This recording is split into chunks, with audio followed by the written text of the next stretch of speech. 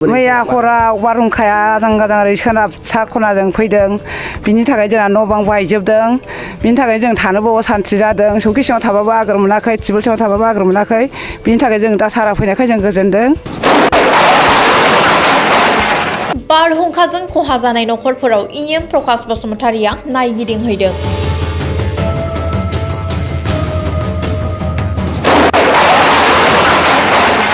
बारहुंखाजों खहा जानाय नखरफोरखौ थाबैनो बिटिसि सरकारा राहा लागोन। न' बां बुखारजानाय बिथांमोननो जोङो थिं होनायनि बेबस्था दा जों आखायाव लादों जोंनि सरकारा।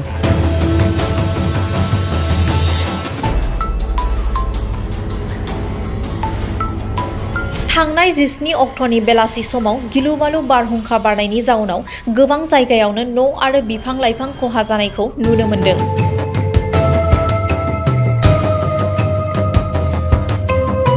थिग बेबायदिनो क'क्राझार जिल्ला 8 नं दतमा बियाबनि गसाइनिसिना भिसिडिसि, हगमाबिल भिसिडिसि आरो दाब दाब गामिनि नखरफोराबो न' आरो बिफां-लाइफां खहा जानायखौ नुनो मोन्दों।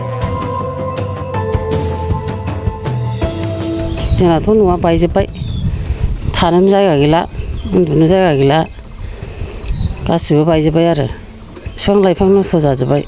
साराफोर नायफैबाय, आं बेखौ गोजोननाय मोनबाय आरो। मैया बेलासि समाव गिलु-बालु बारहुंखा बारनायनि जाउनाव गोबां जायगायावनो न' आरो बिफां-लाइफां खहा जानाय नखरफोराव बिटिसिनि इएम प्रकाश बसुमतारिया गावनि बियाबाव नायगिदिंहैदों। बिटिसि सरकारनिफ्राय बारहुंखाजों खहा जानाय नखरफोरनो अनसुंथाइ होगोन आरो थाबैनो न' लुनो थाखाय थिं होगोन होननानै 8 नं दतमा बियाबनि इएम प्रकाश बसुमतारिया खौरांनि गेजेरजों फोरमायदों।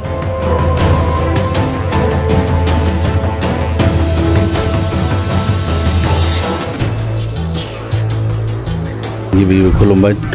थ' मैया जे मोनाबिलि रबिबार 17 थारिख ना, बे दिनखालि मोनाबिलियाव खुब गाज्रि रोखोमै मोनसे बारहुंखा जानानै थांबाय। बेजों जोंनि दतमा 8 नं समस्ति हिसाबै बांसिनै गसाइनिसिना प्राइमा गसाइनिसिना भिसिडिसिनि सिङाव थानाय जे गामिफोर, बेवहाय खुब गाज्रि रोखोमै न' बाङा क्षतिग्रस्त जादों आरो लोगोसे बिफां लाइफां बहुद क्षति जानायखौ जों नुनो मोन्दों।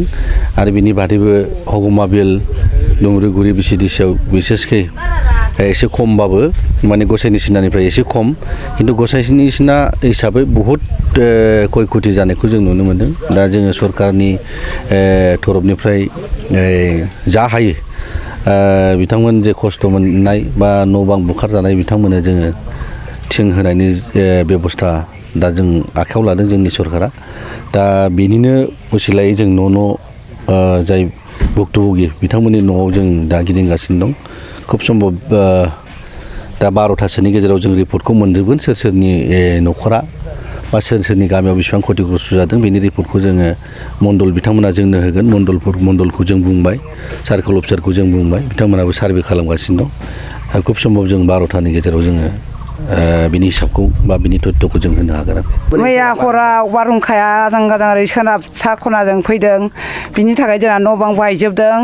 बिनि थाखाय जों थानोबो असान्थि जादों। सौखि सिङाव थाबाबो आगोर मोनाखै, टिबोल सिङाव थाबाबो आगोर मोनाखै। बिनि थाखाय जों दा सारा फैनायखाय जों गोजोनदों। खहा जालांनाया बिदिनो न' बां गासिबो बुखारलांजोब्बाय, सि जोम गासिबो सिलांजोब्बाय, गासिबो अनिस्थ' जाजोब्बाय, मोसौ गलि थलि गासिबो बायलांजोब्बाय, जिलांजोब्बाय। दा बिनि थाखायनो जोङो बिराद उसुबिदा थानांदों। हरावबो उन्दुनो मोनाखै जोङो, सि जोम सिनायनि थाखायनो ओरै जिरायनानै थानांदों जोङो। जोंनि प्रकाश सार बिथाङा दा न'खरखौ नुनानै नायफैनाय जादों। बेनिखायनो आङो प्रकाश सारनिफ्रायबो रोजा रोजा साबायखर बावो। मानो होनोबा जोंहा अनसुंथाइखौ जोङो मोननो लुबैयो आरो बिथाङाबो नायफैखाबाय जेला, बिथांनिफ्राय जोङो मोनगोनखौ आं आसा खालामो। जोङो हाबाव दंमोन आरो गासिबो, ओमफ्राय माने जों हाबाखैमोन, बाव ग्रोब थाबाय बे जिनिसा। ओमफ्राय फैनानै नायफैबा लांदां। मानसिया मा समाव जाया बारहुंखाया? बारहुंखायाथ' एसे माबायमोनदां, 5थासो जाबायमोन दा बारहुंखा, बिदि जानो हागौमोन। नोंथांनि न'खराव मा मा खहा जादों? नोंथांनि न'खराव आंनावथ' खहा जानाय बिफां गुलुंजोब्बाय आरो गय बायलांबाय आरो बे न'आनो खेब फुजा होग्रामोन न' आरो बे न'आ। दा आं फुजा होनो थाखाय आङो हाखु दाखु बोखारनाय जाबाय।